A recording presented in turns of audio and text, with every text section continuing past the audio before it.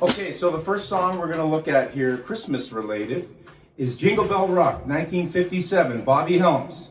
So the first thing we got to do is just try and get the groove down and understand what's happening. The bass and snare are pretty simple.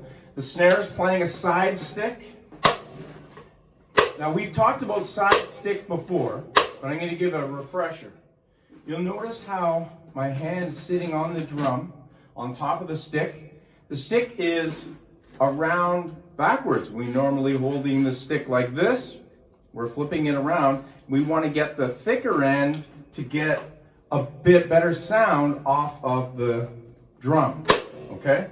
Now that creates a really nice side stick sound by doing that. Now how do we get that sound?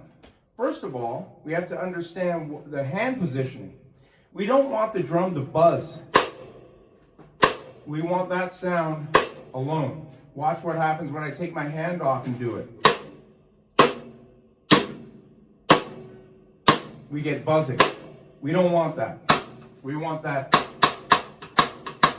kind of a sound, okay? So, these three fingers are sitting on the drum. The stick is being pinched like that, and these three are sitting like that.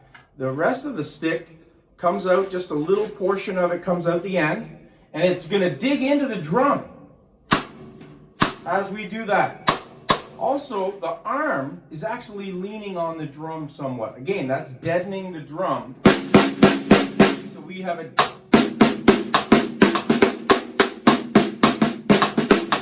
dead drum sound. That's what we're looking for, okay? So that's the side stick. The bass drum is just 1 and 3, 2 and 4 side stick. Boots and cats. Pretty straight ahead, right? Okay, now the tricky part is what's happening on the hi-hat.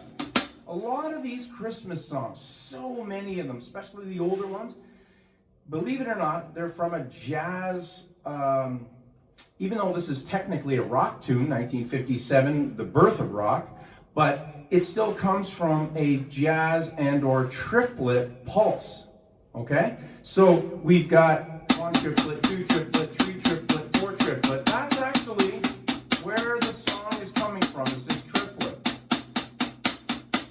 But we're taking away the middle triplet. So 1 triplet, we're letting the 1 trip. The trip is being removed, and we're just going 1,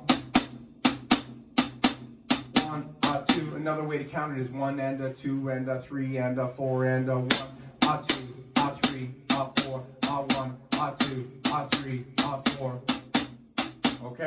So we got that shuffle.